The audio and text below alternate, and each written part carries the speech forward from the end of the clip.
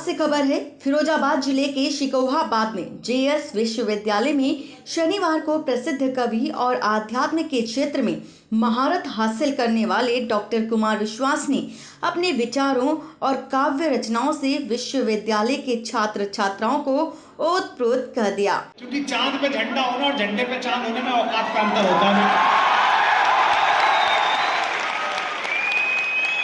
तो हमने लौटाए सिकंदर, हंसते मुस्कुराते तालियों में विदा करना मुझे कि हमने लौटाए सिकंदर, सर झुकाए मात खाए, हमसे भिड़ते हैं वे जिनका मन धरा से भर गया है।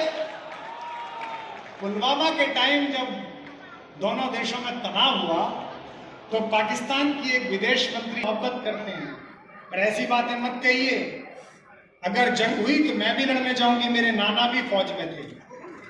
अब मैंने उस खूबसूरत महिला से इतना शालीन सवाल पूछा कि उसमें ब्लॉक करने की जरूरत ही नहीं थी। और हम रहने वाले इस इलाके के उत्तर प्रदेश के लोग, कुछ भी आता हो ना आता हो, उत्तर देना तो आता ही है। बोली मेरे नाना जी भी फौज में थे, मैंने इतने मासूमियत से पूछा कि मोहतरमा नाना जी ढाका में तो पोस्टेड नहीं थे। अब मैं इस उत्तर को लाइन बना रहा हूं, जरा पता चले कि सिकंदर सर झुकाए मात खाए, हमसे भिड़ते हैं वे जिनका मन धरा से भर गया है। और बताना नर्क में तुम पूछना अपने बुजुर्गों से कभी भी, उनके माथे पर हमारी ठोकरों का ही बयां है।